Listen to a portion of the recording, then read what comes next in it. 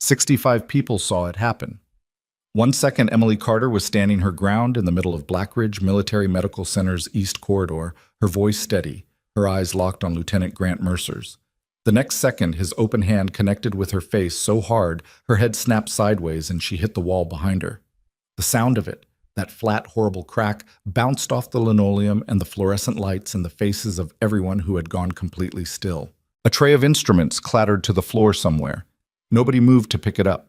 65 people, nurses, orderlies, 2 junior physicians, a records clerk who had come down to drop off a folder, a man in gray maintenance coveralls standing at the far end of the corridor near the supply closet. Every single one of them saw it.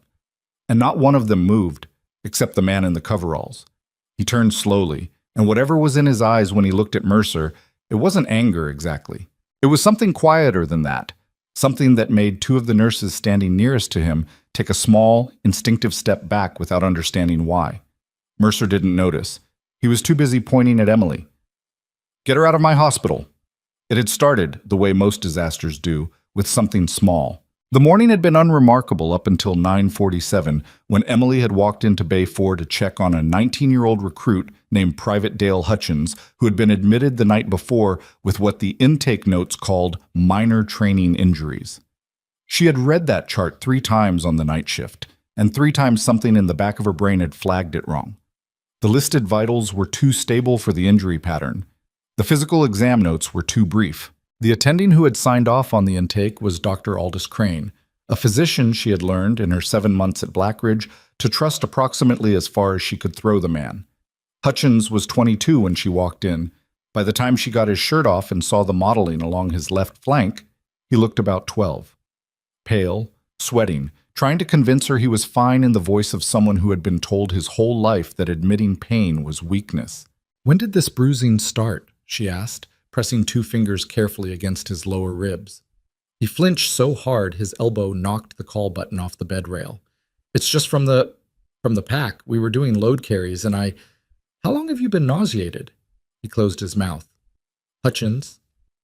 "Since last night, maybe." She was already moving toward the door. The bruising pattern was wrong for a pack strap. The distribution, the depth of the discoloration, the way he was guarding his left side even when he thought she wasn't watching, all of it pointed somewhere worse. She needed an abdominal CT. She needed it 20 minutes ago. The problem was that the order had to go through Crane, and Crane was in the middle of grand rounds with Lieutenant Grant Mercer, who ran the administrative division at Blackridge with the particular energy of a man who had never been told no and had developed strong opinions about his own importance as a result. She knocked on the conference room door and opened it without waiting. Crane looked up from his tablet. Mercer looked up from whatever he'd been saying and stopped talking mid-sentence.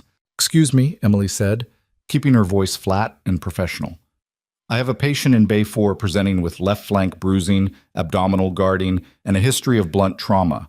I need a CT abdomen and pelvis ordered, and I need it in the next 30 minutes. Crane blinked. He had the expression of a man being asked to do math in a foreign language. "Emily, we're in the middle of splenic injury." She said it clearly, so there was no room for misunderstanding. The intake notes missed it. He needs imaging now. Mercer set down his coffee. He had a particular way of doing it, slow, deliberate, like a man who understood that small gestures could communicate large amounts of contempt. "Carter," he said, "you're a nurse." "Yes." Grand rounds is a physician-level discussion. If you have a clinical concern, you document it, and you flag it through the proper channel, which is Dr. Crane's office. You don't, he gestured at the open door, barge in. I documented it. I'm flagging it now, in person, because the proper channel takes 4 to 6 hours, and I don't believe this patient has 4 to 6 hours. Mercer picked his coffee back up. Dr. Crane will review the chart when rounds conclude. Rounds conclude in 90 minutes. That's correct. She looked at Crane. Crane looked at his tablet.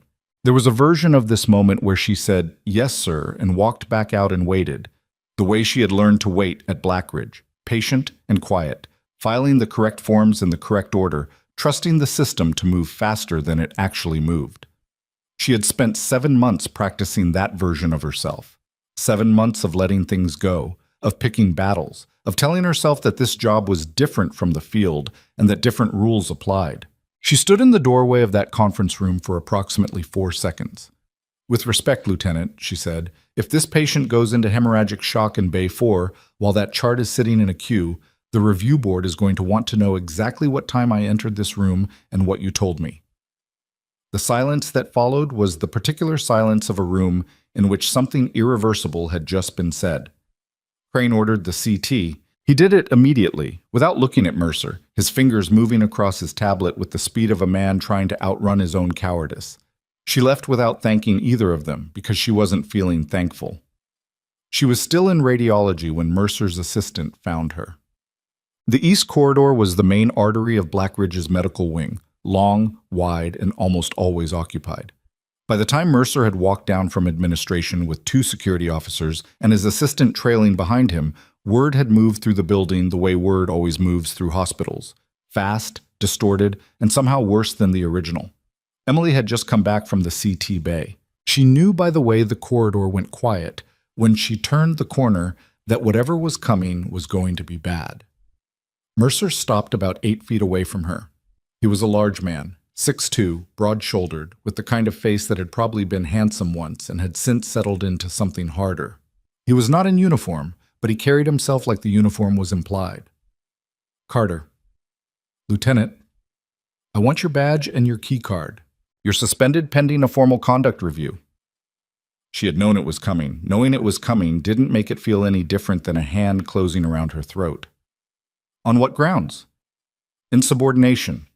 Disruption of an official medical proceeding, unauthorized entry into a restricted administrative meeting." He said each one like he was reading charges. Maybe he was. "Security will escort you out." Around them she was aware of people stopping, of faces turning, of the maintenance worker at the far end of the hall who had gone still. "The patient in Bay 4 has a splenic laceration," she said. "The CT confirmed it 20 minutes ago. He's been moved to surgical prep. If I hadn't..." "That is not your concern anymore." "It was my concern when nobody else was treating it." Mercer took 1 step toward her. Later, when she tried to reconstruct exactly what happened in those seconds, she couldn't fully explain why she didn't move. Maybe she thought he was going to hand her a written notice. Maybe she thought his ego wouldn't allow him to do what he was clearly about to do in front of 65 witnesses. She was wrong about that. His hand came across her face so fast that she registered the sound before she registered the pain. The impact turned her head and drove her shoulder into the wall, and for a moment the corridor went white at the edges, not from the hit exactly, but from the shock of it, from the absolute stunning recognition that a person in this building in uniform, with witnesses watching, had just done that. She didn't go down. She put her hand out against the wall, steadied herself, and turned to look at him. His face had changed, not with regret, she would think about this later, would keep returning to it, not with any recognition of what he'd just done, with something more like satisfaction, like a line that had needed to be drawn had finally been drawn. "Get her out of my hospital," he said. At the far end of the corridor, the maintenance worker turned around. She didn't fight the escort. She didn't cry.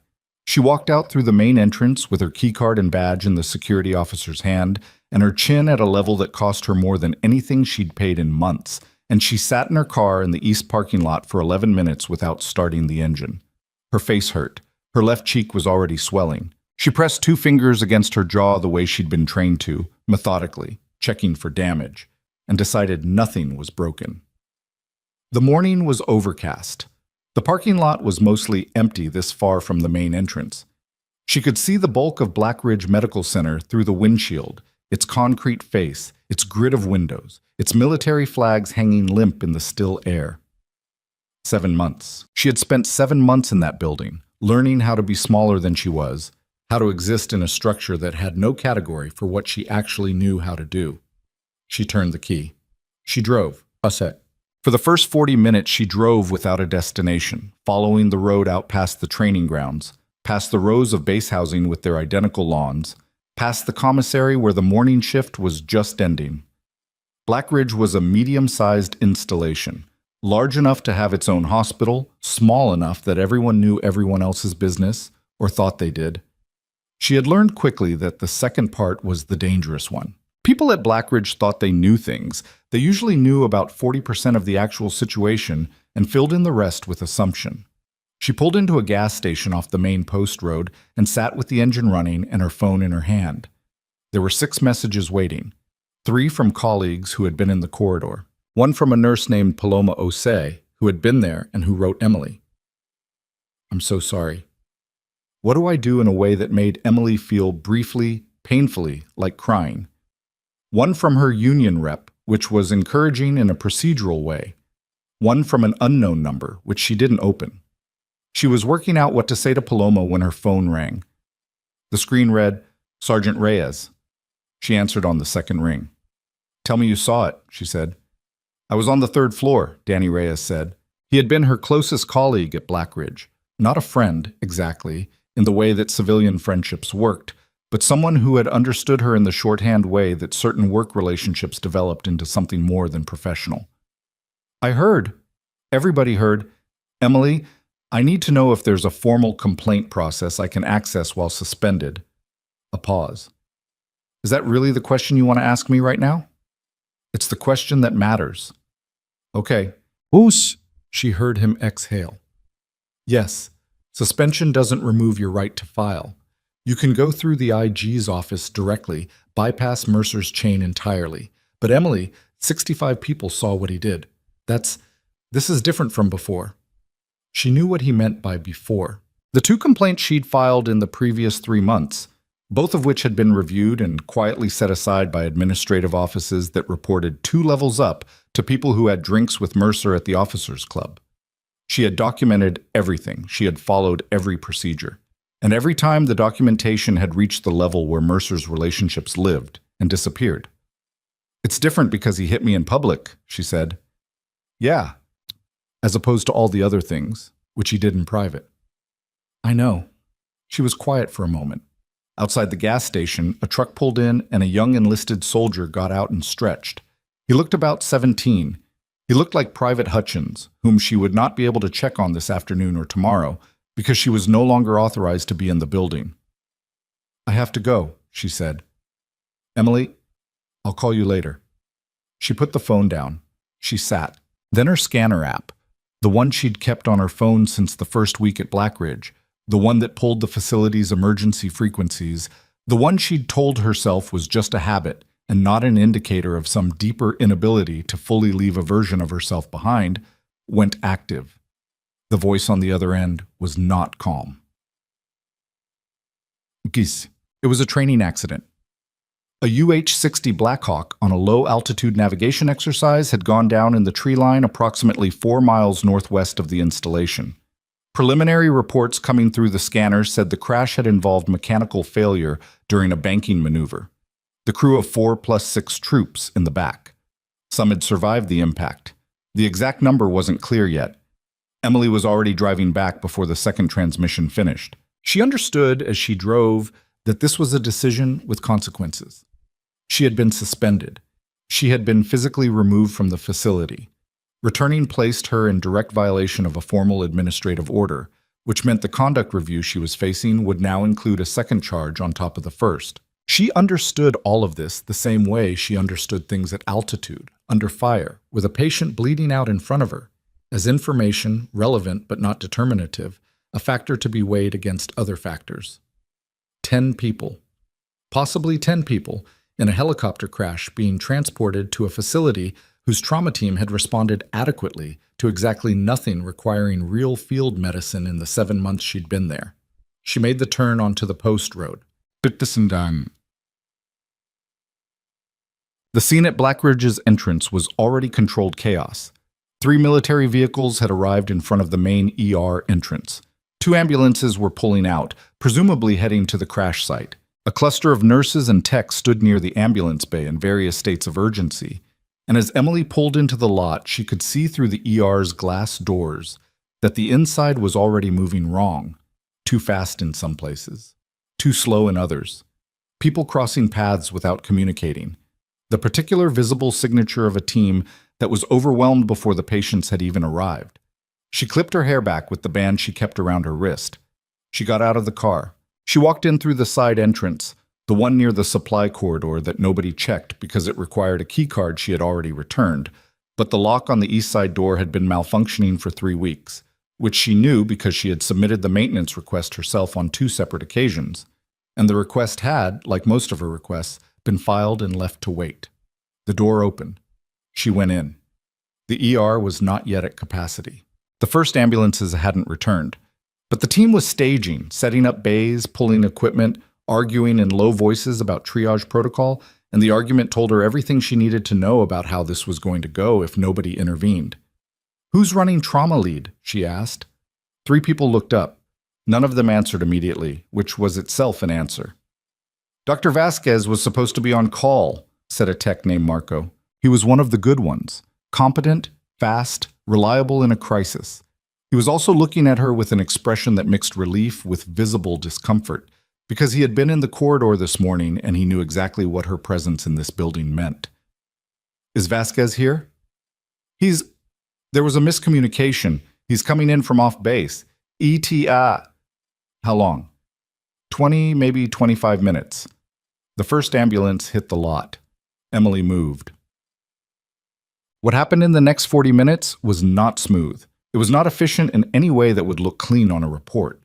It was loud, and it was imperfect, and at 3 different points she made calls that the physicians present disagreed with in real time, about prioritization, about which patient to stabilize first, about the correct pressure for packing a wound on a patient whose weight she'd had to estimate because the intake process was still running behind. She made those calls with the knowledge that disagreement was happening, and she made them anyway, because they were correct, and she knew they were correct, and later, much later, when everything had been reviewed, the outcomes would confirm that.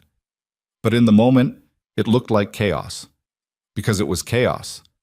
That was what mass casualty response always looked like from the inside. That was why people who hadn't done it before consistently made the wrong decisions, because the wrong decision and the right decision looked almost identical under that kind of pressure, and the only way to tell the difference was to have made both of them before, in conditions where the margin for error was smaller than anyone in a peacetime hospital could really understand. Private first class. Dana Tran came in with an arterial bleed that one of the attending physicians had flagged as secondary to a fracture and set aside. Emily caught it, redirected the physician, and had a tourniquet seated in 90 seconds. She would not learn until the next morning that Tran had made it to surgery and survived. Sergeant Morris Alcott came in unconscious, GCS of 6, with a head laceration that the initial assessment had categorized as the source of his altered mental status. Emily looked at his pupils, looked at his positioning, and said very clearly, "This is not head trauma. This is tension pneumothorax." The attending argued with her for a full 90 seconds, during which she gathered what she needed and was ready to move the moment the argument ended in her favor. Alcott's chest decompressed on time. She was midway through her 5th patient when she heard Mercer's voice behind her. "Who authorized this person to be in my emergency department?" She didn't stop what she was doing. She was managing a compromised airway on a 23-year-old crew chief, and she had about 45 more seconds before the situation became irreversible, and Mercer's voice, at this particular moment, was not in the top 5 things she could afford to allocate attention to. "Carter." He was closer now. She could hear his footsteps. "Carter, I am speaking to you." "Busy," she said. "You are suspended. You are in violation of a direct administrative order. I will have you removed from this building by force if necessary. Marcus." She addressed the tech beside her. "Hold this, just like that. Don't move." She straightened, turned, and looked at Mercer. He had 2 security officers with him. He had his tablet.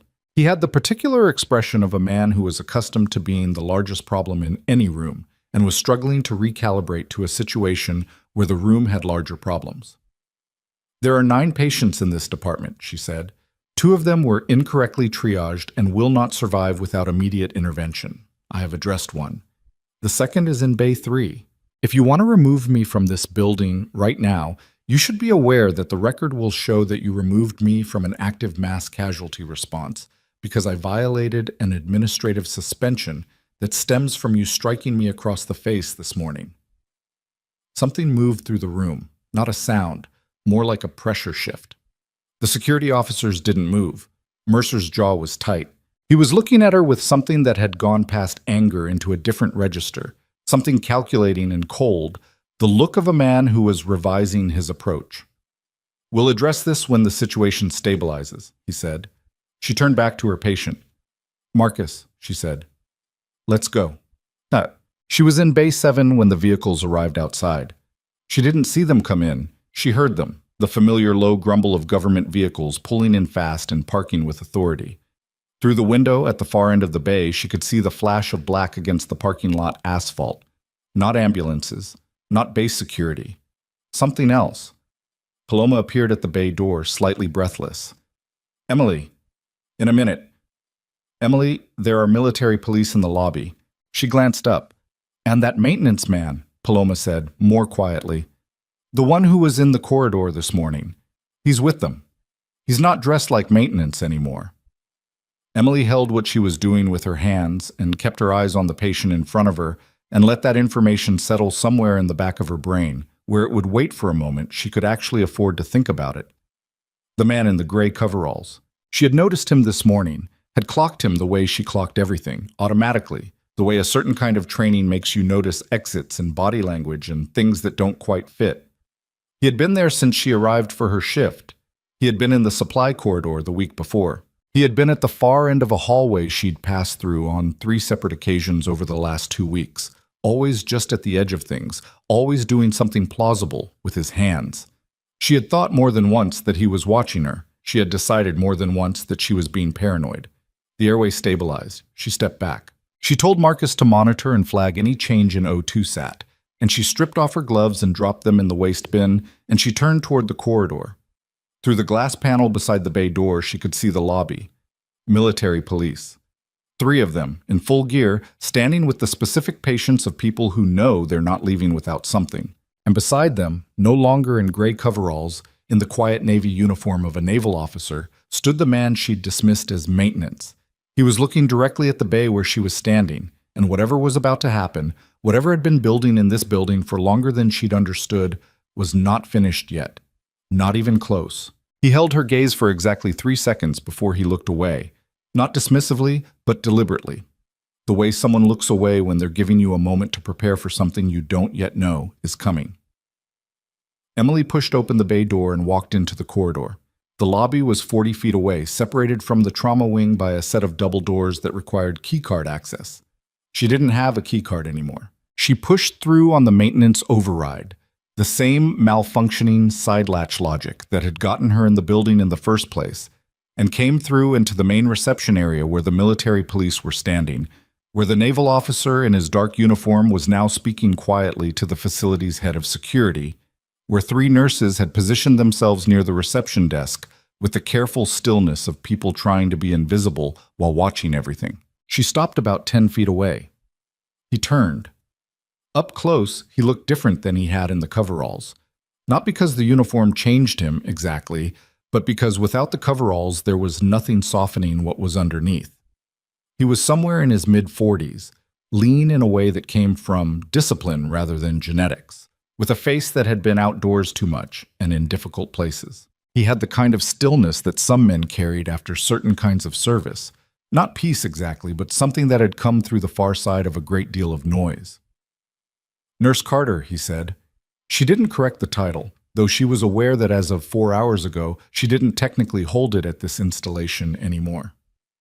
"You've been watching this facility," she said. "Yes." "How long?" 3 weeks. She absorbed that. 3 weeks, and she had clocked him within the first 5 days. She had second-guessed herself each time.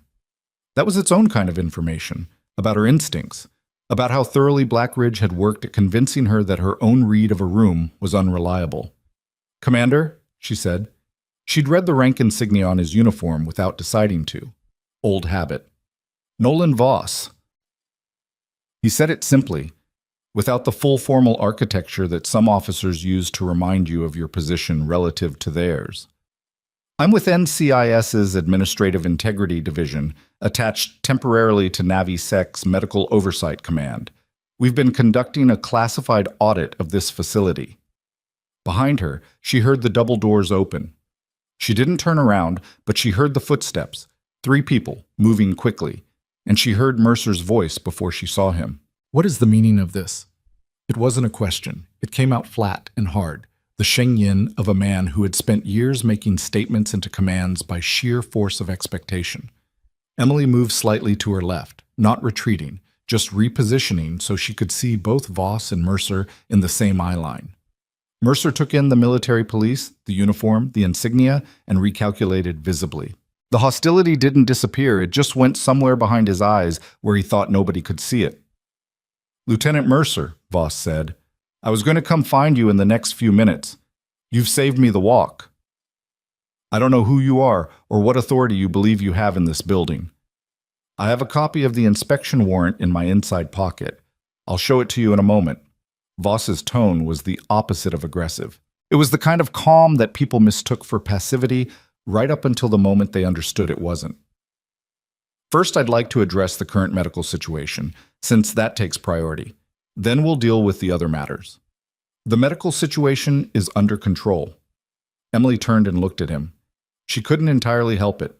"The medical situation," Voss said, "is what it is because Nurse Carter returned to this facility after her suspension and managed a multi-casualty response that your existing team was not handling adequately. That's on record. I have people in this building who have been documenting events for 3 weeks, Lieutenant, and they were present this afternoon." Mercer's face went very still. "As of this moment," Voss continued, "Nurse Carter's suspension is under review and is temporarily non-operative pending the outcome of an active federal inspection. That means she has authorization to remain in this facility and to continue any clinical activities necessary for patient welfare." He paused. "Do you have questions about that?" The lobby was completely quiet. Even the nurses at the reception desk had stopped pretending to do something else. Mercer said, "I will be contacting JAG immediately." "That's your right. I'd recommend it, actually." Voss said it without irony, or with so little that it was indistinguishable from genuine advice. "Is there a room we can use? I have some information I need to share with you." They used the small administrative conference room off the main corridor, the same one Emily had walked into that morning to tell Crane about Hutchins. Someone had left a half-empty coffee cup on the table. The fluorescent light over the door flickered every 30 seconds or so with a sound like a finger snap. Emily was not invited into that meeting. She stood in the corridor outside with Paloma, who had appeared at her elbow somewhere between the lobby and the conference room and had apparently decided that proximity to Emily was the best available option, regardless of risk. "Are you okay?" Paloma asked. "I'm fine." "Your cheek—" "It'll be fine." Paloma was quiet for a moment. She was a small woman in her early 30s, originally from Accra, with the efficient hands of someone who'd come up through nursing without a safety net and the particular patience of a person who had learned that the world moved on its own schedule, regardless of urgency. She had been the first colleague at Blackridge to treat Emily like a peer. She was also one of the 65 people who had been in the corridor that morning. "I documented it," Paloma said quietly. "After you left. I wrote down everything I saw, times, names, everything. I sent it to myself from my personal email, so it was time-stamped." Emily looked at her. "I didn't know what else to do," Paloma said. "I couldn't stop him. I thought if there was a record—" "That was the right thing to do," Emily said. "That was exactly the right thing to do." Paloma nodded, but she still looked like someone who had done the right thing and was not fully comforted by it. Emily understood that feeling. She'd been living in it for 7 months. Through the small window set into the conference room door, she could see Mercer seated at the table across from Voss. She could not hear what was being said, but she could read enough from Mercer's posture, the set of his shoulders, the way his hands were positioned flat on the table rather than in motion, to know that he was not in control of that conversation and was aware of it. One of the military police officers had remained outside the conference room. He was standing 3 feet from the door with his hands behind his back and his eyes forward, watching the corridor. He had not looked directly at Emily once, but she had the impression that he knew exactly where she was at all times. Her phone buzzed. Danny Reyes. "What's happening in there? I'm hearing everything from 3 different people and none of it matches." She typed back, "Stay where you are. Don't come down here." A pause. Then, "Is it bad?" She thought about that. "No," she wrote. "I don't think so." She didn't know if that was true. She sent it anyway. The conference room meeting lasted 18 minutes. She knew because she counted the flickering light. When the door opened, Mercer came out first. His face had reorganized itself into something careful and neutral, not the satisfaction she'd seen in the corridor that morning, not even the hostility from the lobby. Something more controlled, more considered. He looked at her once as he passed. She held his gaze. He looked away first. Voss came out a moment later. He had a manila folder in his left hand that he hadn't had when he went in, which meant Mercer had given him something. What? She couldn't tell. "Walk with me," Voss said. She did. He led her toward the east wing, past the supply corridor, away from the lobby and the nursing station and the ongoing noise of the trauma bay where the last of the helicopter casualties were being stabilized. They ended up near the exterior door she had come in through, the one with the broken lock, and Voss looked at it for a moment without commenting. 3 weeks, she said again. 3 weeks on site. The investigation has been running for closer to 4 months. He stopped walking and turned to face her. "I'm going to tell you something that is not standard protocol. I'm doing it because I think you have a right to some context, and because, frankly, the situation this morning changed the timeline." She waited. "Black Ridge has been flagged by 2 separate oversight bodies in the past 18 months, he said. Complaint patterns, staffing anomalies, a statistical outlier in how misconduct reports from certain departments were being processed, meaning they were being filed and then disappearing before they reached review. That pattern pointed to someone in the administrative chain actively suppressing documentation." Emily said nothing. She was aware that she had generated some of that pattern. 2 complaints, both disappeared. "We came in under maintenance cover because we needed access to physical areas that a standard inspection wouldn't reach. Supply chain records, physical file storage. The facility runs a parallel documentation system, digital and paper, and someone had been very careful with the digital records. The paper records were harder to sanitize." "What did you find?" Voss looked at her steadily. "More than we expected." She felt something move through her chest. Not relief. It was too early for that, and she had learned at Black Ridge to be careful with anticipation, but something adjacent to it. The sensation of a weight she'd been carrying for months shifting slightly in her hands. "The assault this morning," she said. "That wasn't part of whatever you were expecting." "No." Something crossed his face. Not quite apology, but close to it. "No, that was not in any model we ran. If it had been, you would have moved sooner." "Yes." She nodded. She wasn't angry. She was too tired for anger right now, and also she had spent enough time around people who made decisions under incomplete information to understand that the absence of perfect foresight wasn't the same as negligence. She understood this intellectually. She reserved the right to feel differently about it in a few days when the adrenaline had cleared. "What happens now?" she said. "Right now, my team finishes its documentation of this afternoon's events. The assault is being treated as an incident report under federal jurisdiction, which takes it out of Mercer's chain of command entirely. He cannot suppress it, he cannot route it through people who owe him anything, and he cannot have it quietly reclassified." Voss's voice was even and factual. "Tomorrow morning, there will be a formal review session. You'll be asked to provide a statement. Your suspension will be addressed in that session." "And Mercer?" Voss was quiet for a moment. "Lieutenant Mercer is currently under administrative hold. He cannot leave the installation. He cannot access facility records, and his access codes to the administrative database have been suspended." It was not, she noted, an answer to what she'd asked. She noted it and let it go for now. "You should have someone look at your face," he said. "I already checked it." "Checked it yourself?" "I've had worse." He looked at her for a moment with an expression she couldn't entirely read. Not skepticism, not sympathy, something more like recognition, the look of one person who has operated in certain kinds of conditions, identifying something familiar in another. Then he nodded once. "Go check on your patients," he said. "I'll find you when I need you." She went. Private Hutchins was out of surgery. She found that out from Marco, who had been keeping informal track of the trauma bay outcomes the way good techs always did, through the back channels of interdepartmental communication that no official process had ever successfully formalized. The splenic repair had gone cleanly. Hutchins was in recovery, stable, expected to be transferred to a regular bed by morning. She stood at the nursing station and read the surgical notes for 30 seconds longer than she needed to. Then she put the chart down. Sergeant Alcott was on a ventilator in the ICU. The pneumothorax intervention had bought time, but the underlying chest trauma was significant. He was alive. That was the correct metric right now. Dina Tran had come out of surgery an hour ago. The arterial repair had held. She was sedated, closely monitored, and by the assessment of the vascular surgeon, a precise woman named Dr. Nakamura, who did not waste words, expected to recover full function.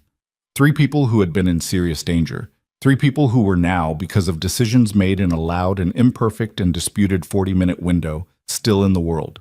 Emily sat down on the stool behind the nursing station because her legs had made the executive decision to do that without consulting her, and she put her elbows on the counter and pressed the heels of her hands against her closed eyes for about 15 seconds. "You need to eat something," Paloma said. She appeared from the direction of the break room with a granola bar and a cup of coffee that was too dark to be good but was definitely hot, and she set both on the counter next to Emily's elbow without making it into a production. "I'm not hungry." "I didn't ask." Emily took the granola bar. She didn't open it immediately, just held it. "Go home," she said. "Your shift ended 2 hours ago." "Danny is covering. He came in when the helicopter went down." Paloma sat on the stool beside her. "You should have seen Mercer's face when Voss was talking to him in the lobby. I was watching from behind the desk. He looked like, I don't know, like the floor had dropped out from under him." Emily said nothing. "How long did you know?" Paloma asked. "About the investigation." "I didn't." Paloma turned to look at her. "You didn't know?" "No." "Then how are you this calm about it?" Emily thought about that. She opened the granola bar. "I'm not calm," she said. I've been through things where staying calm was the only option, and after a while it stops being something you do on purpose." Paloma was quiet for a moment. "Where?" she asked, in the careful voice of someone who senses they're near a door that may or may not be open. "Doesn't matter right now," Emily said. Paloma accepted that. That was one of the things Emily valued about her. The facility settled into its night rhythm around 8. The crisis energy, that particular high-frequency vibration that moved through hospital walls during a mass casualty event, had dissipated into exhaustion. People who had been running on adrenaline for 6 hours were now eating vending machine food in the break room and talking in the quiet voices of people who had been scared and were processing it slowly. Mercer was not visible. She didn't know exactly where he was and didn't go looking. She knew his administrative access had been suspended. She knew there were military police in the building. She knew, with the particular certainty that came from reading people in rooms over years of practice, that he was somewhere in this building doing damage control, making phone calls to people he believed could help him, working every lever he'd spent years building. She hoped those levers would hold up under the weight he was about to put on them. At 9:15, one of Voss's people, a younger officer who introduced himself only as Agent Delacroix, came to find her at the nursing station and asked if she was available to give a preliminary statement. They used the break room. He had a recorder and a legal pad. He was thorough and unhurried, and he asked his questions in the flat, specific way of someone who had been trained to gather information without introducing interpretation. She told him about the morning. She told him in the order events had occurred, using the specific language of someone describing clinical observations, times, words, positions, the sound of impact, the physical symptoms she'd assessed on herself afterward. She told him about the CT scan, about Hutchins, about the conflict in the conference room. She told him about the scanner, about leaving, about coming back. He didn't react to any of it. He wrote. He asked follow-up questions that told her he'd already gathered other accounts, because some of his questions referenced details she hadn't mentioned yet. 65 witnesses. She thought about that as she talked. 65 people who had seen it and then stood still. She understood why. She did. She genuinely understood the architecture of fear and authority that kept people's feet on the ground in those moments. But understanding it didn't make it sit easily. When Delacroix was done, he thanked her, gathered his materials, and stood up. "One question," she said. "I can't guarantee I can answer it." "Fair enough." She looked at him. "The paper records Voss mentioned, the ones that were harder to sanitize, what was in them?" Delacroix was quiet for a moment. He had the look of someone weighing disclosure against protocol and finding them approximately even. "Things you filed," he said finally. "Among others." She sat with that after he left.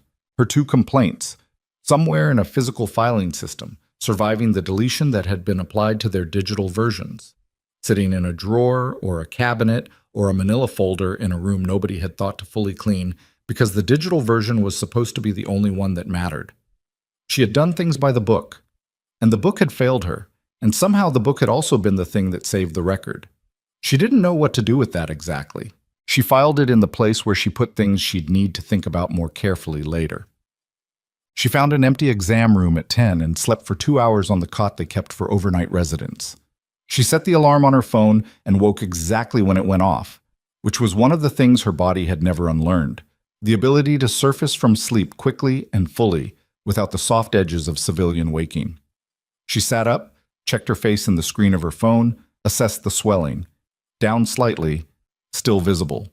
That was going to be visible for days. She changed her gloves, drank the rest of the cold coffee Paloma had left for her, and went back to the floor. The night shift was quieter, but not quiet. The ICU was full. The trauma bay had 2 patients still under close monitoring. She moved through this ward with the systematic attention she'd developed over years of overnight shifts in environments where missing something small had consequences that couldn't be undone. And she noted what needed noting and flagged what needed flagging and tried not to think too much about the formal review that was sitting 12 hours away. At 2 in the morning, she was checking trans drainage output when Danny Reyes appeared in the doorway. He looked like he'd been awake since the helicopter crash, which he had. He had the particular haggard quality of someone who'd run past empty and found some reserve tank he hadn't known was there. "Voss's people are still in the building," he said. "I know. They went into the records room an hour ago, the physical one, basement level. 3 of them with boxes." She noted that and continued what she was doing. "Go home, Danny." "I can't. Your shift ended?" "I know when my shift ended." He came fully into the room and dropped his voice. "Emily, Mercer's been making calls. I don't know who, I don't have access to his records, but I can tell by the way his assistant has been moving around the building, running things to and from his office, hard copies." She looked up from the chart. "He's moving documents," Danny said. "Or trying to." "Voss's people are in the records room. The accessible records room. There are administrative storage areas in the building that aren't on the standard floor plan. I found out about one of them by accident 6 months ago when I was looking for the replacement supply forms after the system crashed." He paused. "I can show you where it is." She put the chart down. She looked at Dina Tran, asleep, monitored, stable, and then she looked at Danny. "Why are you telling me this?" she asked. "You should be telling Voss." "I tried to find Delacroix 20 minutes ago. He's not answering his radio." "Voss? I don't have a way to reach him directly." She thought about this for approximately 4 seconds, which was about as long as she could justify. The calculation was not complicated. If Mercer was moving documents tonight, he was doing it because he knew that tomorrow the ground would shift and whatever he was carrying in those documents needed to not exist by morning. Voss's team was in the building, but they were working from a floor plan that apparently didn't include everything. She was in the building. She knew the building. "Show me," she said. The administrative storage area Danny had found was not dramatically hidden. It was accessed through a door off the second-floor records corridor that was labeled electrical. A label accurate enough that nobody looked twice, because the room did contain a junction box positioned near the door as if to explain the space. Behind the junction box and the shelving unit that held the facility's surplus office supply inventory was a second door, this one equipped with a deadbolt rather than a keycard lock, which meant, Emily noted, that it was accessible to someone with a physical key rather than dependent on the digital access system that Voss's team had suspended. The door was unlocked. She and Danny looked at each other. Neither of them touched it. "He was already here," Danny said. She took her phone out and turned on the flashlight function and pushed the door open with her elbow. The room beyond was small, 8 by 10 maybe, with metal shelving on 3 sides and a folding table along the far wall. On the shelving were rows of labeled binders, the kind that held hard copies of administrative reports going back years. On the folding table was a cardboard box. The box was half empty. Whatever had been in it was gone. Emily stood in the doorway and ran her flashlight over the remaining contents. The binders, the loose papers, the 2 file folders sitting open on the table as if whoever had been here had been interrupted mid-sort. She didn't enter the room. She looked carefully at what was there. One of the open folders had a tab. She could read it from the doorway. Carter E. Complaint File 1 and 2. Her own folders. Her own complaints. The paper originals that Delacroix had referenced without quite confirming. Still there. She photographed everything from the doorway, the room, the shelving, the table, the box, the folders, with her phone, moving the light methodically, not touching anything. Then she stepped back. "Call the front desk," she said. "Tell them to find Voss or Delacroix and get them to the second-floor records corridor right now." Danny was already moving. She stayed in the doorway and kept her light on the room and didn't take her eyes off those folders. Because Mercer had been here. He had taken things. And for whatever reason, interrupted, miscounted, moving fast, he had missed those 2. Or maybe he hadn't missed them. Maybe he'd left them deliberately, as a kind of message. She couldn't be sure which, and she didn't intend to make assumptions about a man whose capacity for strategic thinking she had consistently underestimated in ways that had cost her. What she could be sure of was this. Whatever was in those folders, whatever paper record of the things she had reported and the things that had been done to suppress those reports, was still in that room. For the next 4 minutes, she stood alone in the corridor of a building that was mostly asleep, holding her light steady, waiting. Then she heard footsteps on the stairs at the far end of the corridor, more than one set, moving fast. Not Danny's stride. Danny was lighter on his feet, and she knew his pace. These footsteps were heavier, purposeful, the particular rhythm of people who had been told where to go and were going there with intent. She turned toward the stairwell. The door opened. It wasn't Voss. It wasn't Delacroix. It wasn't any of the military police she'd seen in the lobby. It was Mercer. He had 2 men with her she didn't recognize, not in uniform, in civilian clothes, built the way certain people were built when their job description included situations that required that. They were moving quickly, and they stopped when they saw her. The corridor was narrow. The light was the low amber of overnight institutional lighting, supplemented by the flashlight still in her hand. For a moment, nobody moved. Mercer's eyes went past her to the open door, then back to her face. He made the calculation she could see him making, what she was doing here, what she had seen, what she had already sent forward. His expression, when it settled, was not the anger from the corridor that morning. It was something colder than that. "You need to step away from that door," he said. Emily looked at him. Behind her, the folders with her name on them sat on a folding table in a room she had not touched. She did not step away from the door. She didn't move. Mercer took 1 step forward, and she watched his eyes do the same calculation a second time, what she was standing in front of, what she'd already done, how many seconds he had before whatever she'd set in motion arrived at this corridor. She could see him running the numbers the way she'd seen officers run numbers in the field, when the situation had shifted past what the original plan accounted for, and the only options left were bad ones arranged by degree. "Carter." His voice had dropped. Not softer, quieter, which was different. "Walk away. Right now. You don't know what's in that room." "I know what's in that room," she said. "Then you know it doesn't concern you anymore."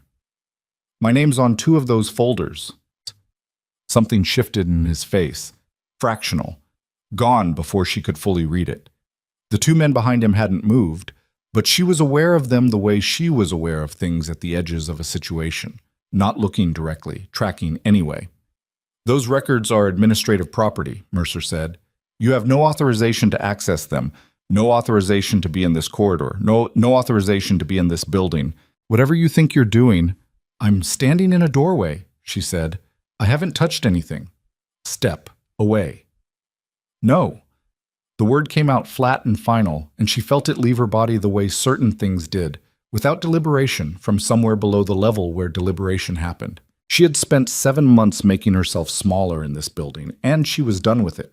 Done in the particular way that had nothing to do with anger and everything to do with a line she'd finally located and planted her feet behind. Mercer moved. Not toward her. Toward the man on his left, a fast, slow exchange of words she couldn't hear, and then the man was coming forward with the particular purpose of someone who'd been given a clear instruction and intended to carry it out. Emily didn't retreat. She shifted her weight, put her shoulder against the door frame, and raised her phone. "I've been recording since the door opened," she said. The man stopped. Mercer stopped. She had not been recording. The phone had been in flashlight mode, but she'd set it with the exact flat certainty of a person telling a fact rather than deploying a bluff. And the 3 seconds of recalculation that followed were the 3 seconds she needed. The stairwell door at the far end of the corridor opened. Voss came through first, Delacroix behind him, and 2 of the military police officers, and Danny Reyes trailing at the back with the expression of someone who had run up 2 flights of stairs and was trying to look like he hadn't. The corridor was suddenly very full. Voss took in the scene in approximately 1 second. His eyes moved from Mercer to the 2 civilian men to Emily in the doorway, and then he looked at the room behind her, the open door, the visible shelving, the box on the table, and his expression didn't change, but something behind it did. "Lieutenant Mercer," he said. Mercer straightened. "Commander, I'm glad you're here. This woman is in violation of—" "I know what room that is," Voss said. He wasn't looking at Mercer anymore. He was looking at the room. "That space was not on the floor plan provided to my team during the inspection authorization process." He said it quietly, as a statement of fact, but the weight of it landed in the corridor like something physical. One of the military police officers moved past Mercer toward the doorway. Emily stepped aside. The officer looked in without crossing the threshold, then looked back at Voss and gave a small nod. Mercer's composure was intact, but it was costing him. She could see it in the muscles along his jaw, in the way his hands were very still at his sides. "I was made aware of a potential records irregularity," he said. "I came to address it through proper administrative channels." "At 2 in the morning, Voss said. "I take my responsibilities seriously." "I know you do." Voss finally looked at him directly. "That's been part of the problem." The 2 civilian men had backed up several steps. Delacroix was watching them with the specific attention of someone who had already decided what he was going to do if they tried to leave. "Agent Delacroix," Voss said, "please document this space and log all personnel present, including our guests." He glanced at the 2 civilian men without emphasis, which was itself a kind of emphasis. Then he looked at Emily. "Are you all right?" "Yes." "Were you in contact with anything in that room?" "No, I photographed from the doorway." "Send those to Delacroix." She was already pulling up the camera roll. What followed was not dramatic. That was one of the things that actual procedural authority looked like. She'd learned over years of watching it operate. Not a confrontation, but a process, unhurried, moving forward with the inevitability of something bureaucratic and therefore unstoppable. Mercer did not resist. He was too smart to resist at this point, and he knew it. He stood in the corridor while Delacroix and the MPs worked, and he made one phone call to what she assumed was his legal representation, speaking quietly enough that she couldn't hear the specific words, and then he put his phone in his pocket and became very still. The 2 civilian men were identified and logged. She didn't catch their names. She sat on a folding chair someone produced from a supply closet and drank water from a bottle Danny put in her hand and watched the process unfold. It was 3 in the morning. Her face hurt. The water was warm. At 3:40, Delacroix came and sat across from her. "The box," he said. "The half-empty one. Do you know what was in it before tonight?" "No, I've never been in that room before tonight." "The folders with your name." "I saw them from the doorway. I didn't touch them." He nodded. "The originals of both complaints you filed are intact. Complete."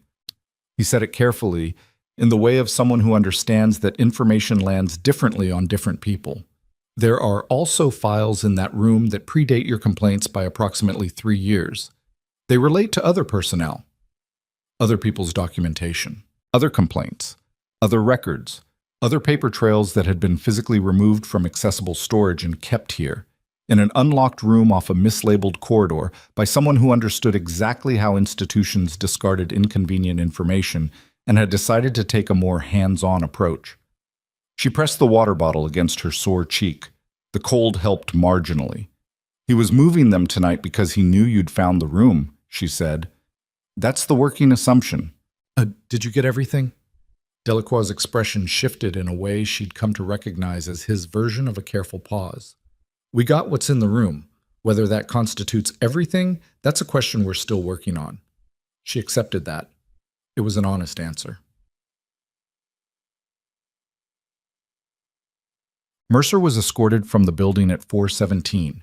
She watched from the window at the end of the second-floor corridor, not because she needed to, not because it proved anything, but because she had spent 7 months in a building where this man's presence defined the atmosphere, and she wanted to watch him leave. He walked straight and controlled. He didn't look up.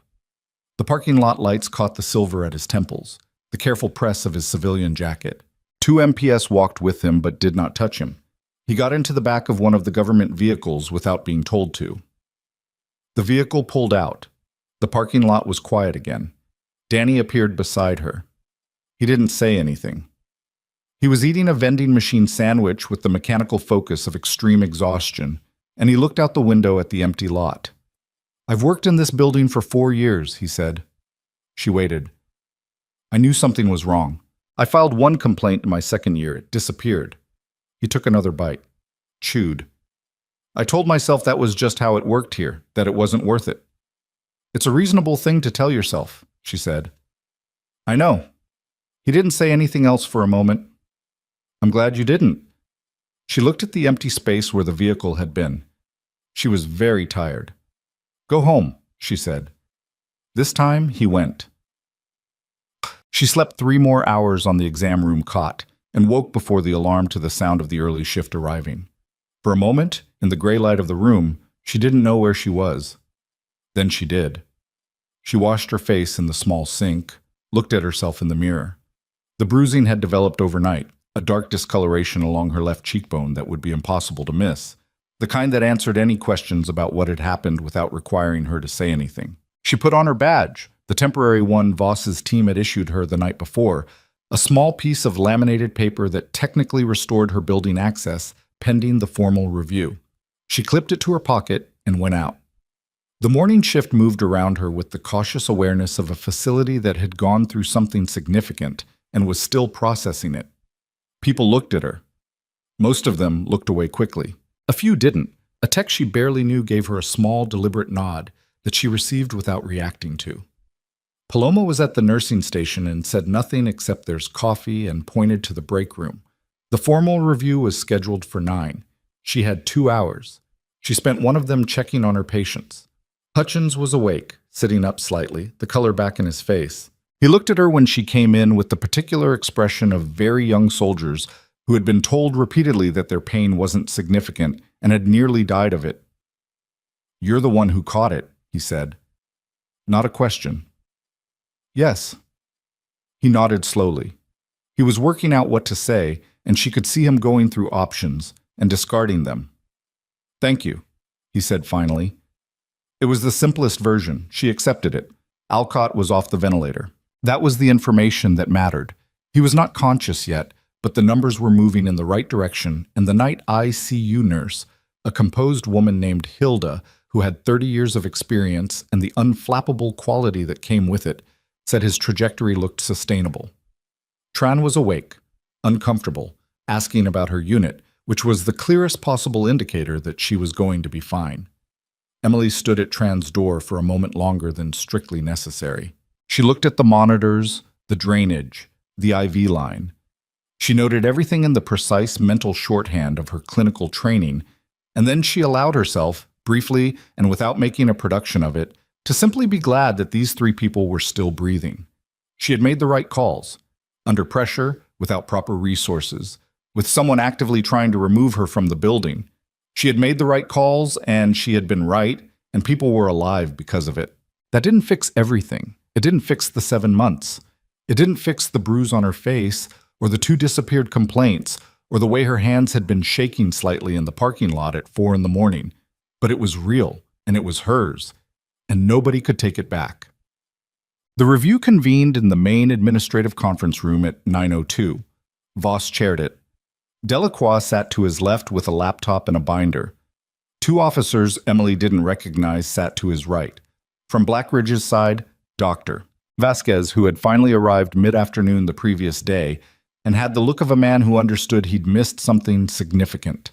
The facility's chief nursing officer, Superintendent Paula Kwan, whose expression throughout the morning had moved through phases Emily read as shock, anger, and a kind of grim resolve, and one JAG representative who had clearly been briefed at speed and was working hard not to look as uncertain as he felt.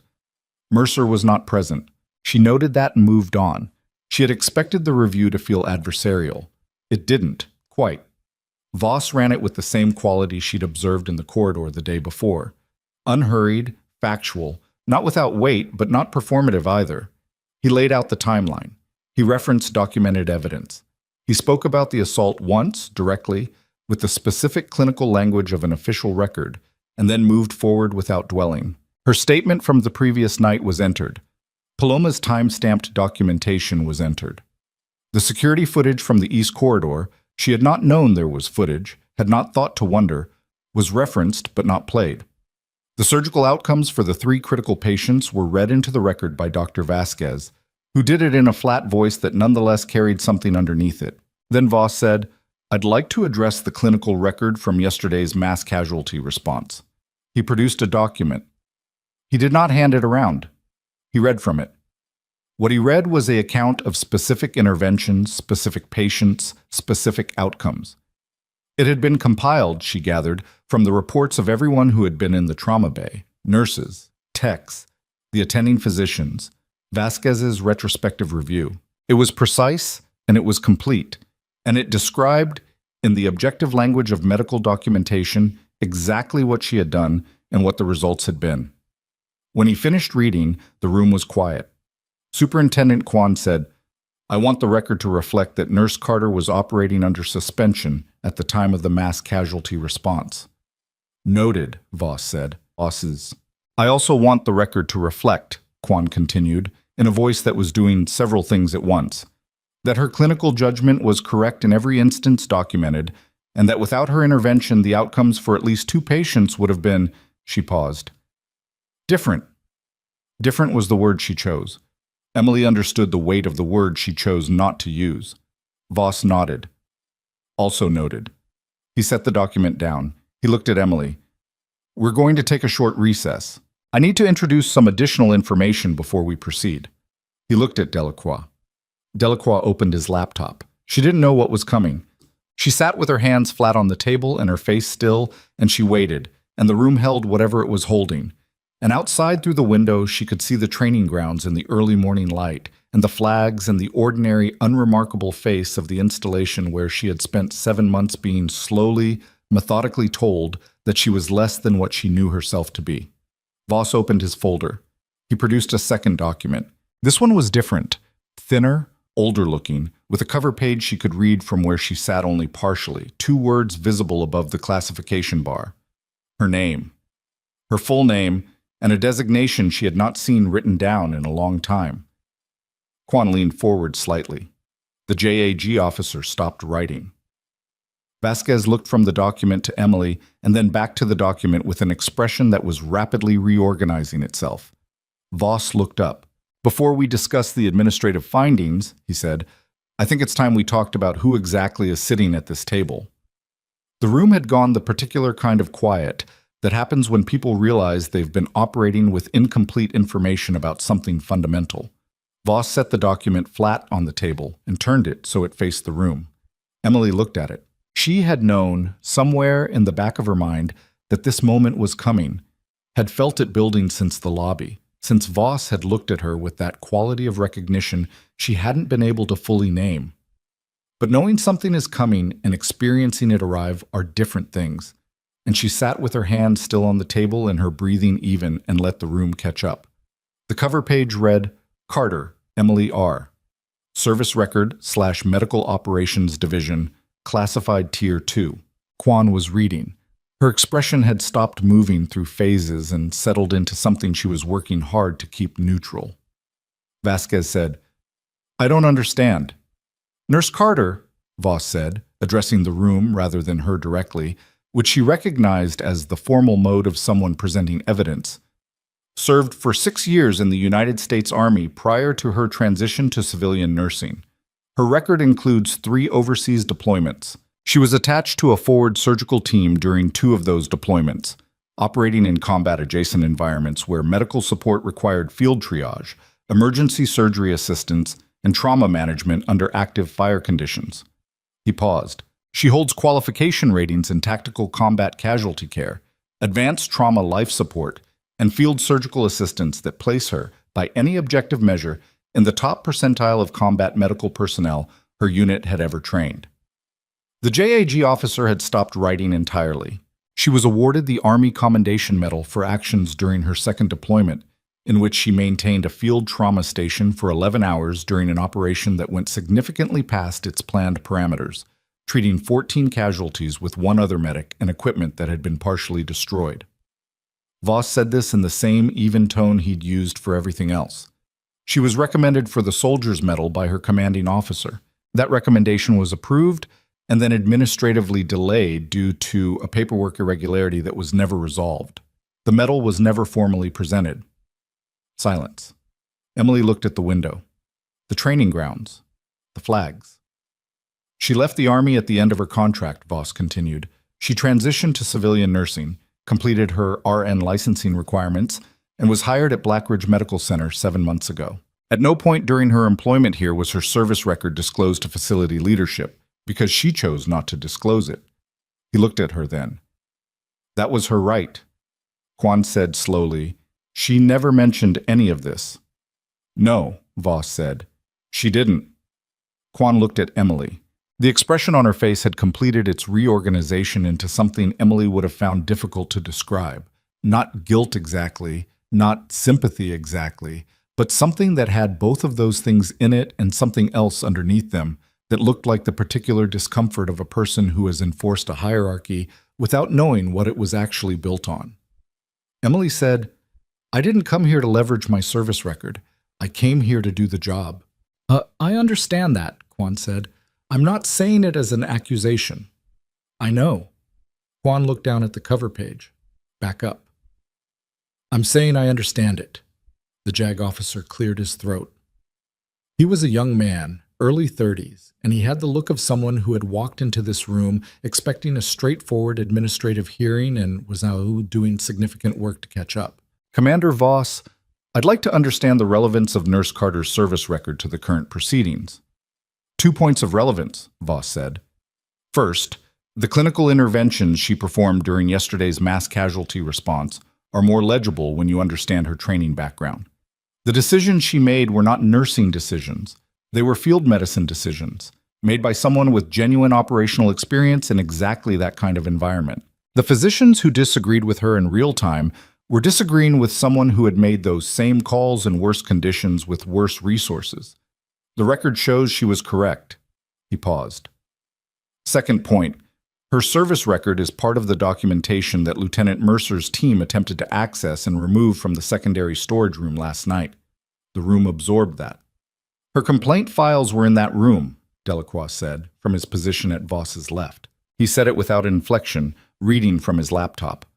Also in that room were 17 other files relating to personnel complaints filed against Lieutenant Mercer or his administrative division over the past 4 years. 8 of those complaints were filed by medical staff, 4 by enlisted personnel assigned to the facility, 5 by administrative staff. All 17 had been removed from the active complaint database and stored physically in a location not on the official floor plan. Vasquez said, 17. 17 documented complaints. The investigation has identified 3 additional personnel who reported verbally to supervisors but did not file formal documentation, citing concerns about retaliation.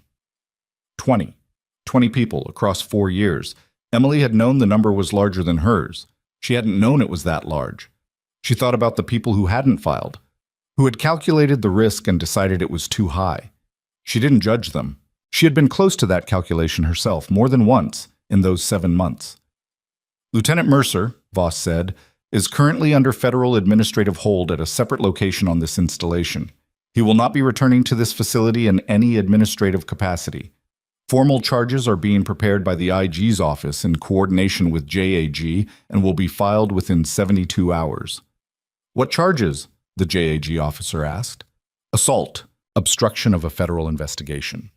falsification of official records, abuse of authority, misappropriation of federal administrative resources.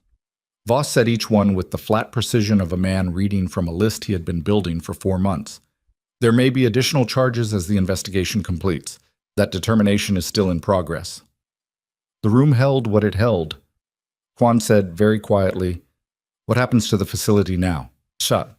What happened to the facility, in the immediate term, was an administrative reorganization that moved fast enough to be disorienting even for people who were watching it unfold. Voss's team had clearly prepared for this contingency, because the transition protocols were already in place by the time the formal review concluded at 11:15. A temporary administrative commander was designated, a Colonel Marsh who arrived from regional command by noon and spent the first 2 hours in back-to-back briefings, moving through the facility with the efficient displeasure of someone who had been handed a problem they hadn't created and intended to resolve it correctly. Emily watched parts of this from the nursing station, where she had returned after the review because there was nowhere else she needed to be, and the floor still needed to function. Paloma was there. Marco. The day shift moving through its rhythms as if the previous 18 hours had been a weather event that had passed and left the landscape changed but still recognizable. Her temporary badge was replaced at 2 in the afternoon by Quan herself, who came to the nursing station and handed her a full facility access card without preamble. "Your suspension is formally rescinded," Quan said. "Effective this morning, 0900. Emily took the card. She turned it over in her hands. "There will be a full review of your employment record," Quan continued. "That process takes time, but I wanted you to have the card today." She paused, in the way of someone who has more to say and is deciding whether to say it. "I should have looked harder at what you were telling me, at what you filed." "You weren't the one suppressing it." "No, but I also wasn't looking very hard at why it wasn't going anywhere." She said it in the voice of someone who has decided that accountability is better than comfort. Emily had some respect for that. "I appreciate you saying so," Emily said. Quan nodded once and left. Emily clipped the card to her pocket. She stood at the nursing station for a moment and looked at it. The real one, with her photograph and her name and the facility logo and the magnetic strip that opened the doors she was supposed to be able to open. And then she went back to work. The investigation, she learned over the following days, had been running longer and going deeper than she'd understood from Voss's initial summary. 4 months of parallel documentation, 12 weeks of covert on-site presence, cycling through 3 different covers, maintenance, dietary services, facilities, inspection, because Mercer's network inside the building was extensive enough that a single undercover presence would have been identified and managed.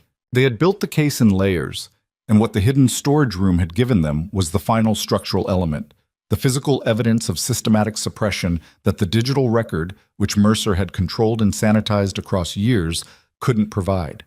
She got this from Delacroix, in pieces, over the course of 3 days. He was not obligated to tell her any of it, and she understood that he was doing it partly because she'd earned it by standing in that doorway at 2 in the morning, and partly because he was the kind of investigator who believed that the people whose files were in a box deserved to know what the box contained. On the second day, he told her about the financial irregularities. Mercer had been directing facility procurement through a set of preferred vendors who consistently charged above market rates for medical supplies and equipment. The difference, not large in any individual transaction, substantial across 4 years, had been flowing through an administrative account that Mercer controlled with minimal oversight. It wasn't sophisticated. It was the kind of scheme that worked because nobody in the chain of oversight had reason to look, and the few people who had noticed inconsistencies had filed reports that disappeared into the same hidden room as everything else. "How much?" she asked. Delacroix told her. She didn't react visibly. The number was what it was. It explained some of the things she hadn't fully understood. Why certain equipment requests were denied, why the trauma bay had been running with supplies that were technically within specification but practically inadequate, why the facility consistently underperformed on metrics that should have been straightforward to improve. Some of the resources that should have been there hadn't been there because they'd been redirected, and the people who needed those resources had borne the consequences of their absence in ways that were hard to trace back to a single source. She thought about Alcott in the ICU. She thought about what she'd had to work with. The charges are going to include fraud, she said. Federal fraud, Delacroix confirmed. On the third day, he told her about the retaliation pattern. 7 of the 17 complaint filers could be connected through documented administrative actions to negative employment outcomes that had occurred within 60 days of their complaints, scheduling changes, negative performance reviews. In 2 cases, suspensions. The pattern was too consistent to be coincidental, and the documentation, now that the suppressed files were accessible, made it legible in a way that Mercer had apparently believed would never be possible. She was one of the 7. Her first complaint had been filed 11 weeks ago. 10 days later, she'd been assigned the worst rotation schedule in the department for 4 consecutive weeks. She had attributed it to institutional disorganization. She had been wrong. He was watching who filed, she said, and managing them, Delacroix said. Yes. That's why the second complaint disappeared faster than the first. By the time you filed the second one, you were already flagged. There was a note in his internal records. We found it in the digital backup he thought he'd deleted, categorizing you as a, quote, persistent compliance risk. She sat with that for a moment. Persistent compliance risk. She had been trying to do her job correctly, and he had categorized that as a threat, which told you something about what he thought the job was for. Mercer's formal charges were filed on the 4th day. She wasn't there when it happened, but Paloma was somehow monitoring it in real time through a combination of Danny's contacts in the administrative wing and her own inexplicable intelligence network, and she appeared at the nursing station at 2:14 in the afternoon and said simply, "It's done." Emily was updating a medication chart. She finished the line she was writing. "All of them?" she asked. "Everything Voss listed in the review, plus 2 more. Fraud counts. Federal." She put the chart down. She looked at the nursing station, the familiar surface of it, the charts and the monitors and the laminated reference sheets that nobody had updated since 2021, the coffee maker that dripped too slowly, and the chair with the wheel that stuck. 7 months of this surface. 7 months of standing here, knowing something was wrong, and filing the correct forms and watching them disappear. "He's being transferred to a regional facility tonight," Paloma continued. "He's not coming back here." His legal team? Already trying to negotiate the obstruction charge down. Apparently they think they can argue the records access was legitimate administrative activity. Paloma's expression said what she thought of that argument. "They can try," Emily said. She went back to the chart. Her hands were steady. She noticed that and didn't make anything of it. What she hadn't anticipated, what she should have anticipated, she thought later, because she had enough experience with institutions to know how they moved, was the degree to which Mercer's network inside Blackridge continued to function after his removal. Not in any organized way, not as a coordinated resistance, but as the residue of years of cultivated dependency, the particular stickiness of an authority structure that had shaped people's habits and judgments and self-interest to the point where its removal left them operating in grooves they didn't know how to step out of. She noticed it first on the 5th day, when she submitted a supply request through the new interim procurement system that Colonel Marsh had established. The request was for 2 items that had been consistently backordered during the previous administration: a specific type of IV catheter that was superior to the alternative for pediatric patients, and a monitoring peripheral that the ICU had been doing without for 8 months, despite repeated requests. Standard items. Clinically justified. She filled out the correct form with the correct justifications and submitted it through the correct channel. 2 hours later, she received a reply from an administrative coordinator named Burris, a man she had never spoken to directly in 7 months, one of the mid-level administrative staff who had existed in Mercer's orbit without being personally implicated in his conduct, informing her that her request was being reviewed and that standard processing time was 6 to 8 weeks. She looked at the email. 6 to 8 weeks for a catheter that cost $12 per unit. She forwarded it to Quan with a single sentence. "This is the kind of response that made it easy for the previous administration to maintain control. Flagging for your awareness." Quan's reply came in 4 minutes. "Approved. Procurement notified. Thank you." It was a small thing, but it was the kind of small thing that either got addressed or didn't, and whether it got addressed determined whether the change in this building was real or performed. She intended to find out which it was going to be, and she intended to do it by continuing to do exactly what she had been doing: filing correct requests, flagging incorrect responses, doing the job the way the job was supposed to be done, because that was the only methodology she had ever actually trusted. On the 6th day, Sergeant Alcott was moved out of the ICU. She didn't hear about it until she was halfway through her shift, when Hilda from the night ICU appeared in the corridor and said, "Your pneumothorax is asking for you." Emily found him in a step-down room on the 3rd floor. He was sitting up at about 45 degrees, uncomfortable, doing the slow work of recovery with the patient misery of a large man who was accustomed to feeling capable and found the experience of feeling otherwise genuinely offensive. He had a bruise across his left side that was spectacular in its range of color, and a respiration pattern that was still slightly guarded but functional. He looked at her when she came in. He had been briefed, she could tell. Someone had told him something about the previous days, though she didn't know how much. "You're the one who called the pneumothorax," he said. "Yes." "The attending was about to treat me for a head injury." "Yes." He looked at the window for a moment. "How long did that argument take?" 90 seconds. That feels like a long time." "It was," she said. "Lay back a little. I need to listen to your lungs." He laid back. She put her stethoscope on. His right lung was clear. His left was still slightly diminished, but moving air in a way that told her the pleural space was re-expanding on schedule. She straightened. "You're moving the right direction," she said. "When do I get out of here?" "Ask Vasquez." "I'm asking you." She looked at him. He was watching her with the direct, assessing gaze of someone who had learned in some environment not entirely different from hers that the person in charge of a room wasn't always the person with the formal authority. 10 days if your expansion stays on track, she said. Maybe 8 if you're not difficult. I'm not difficult.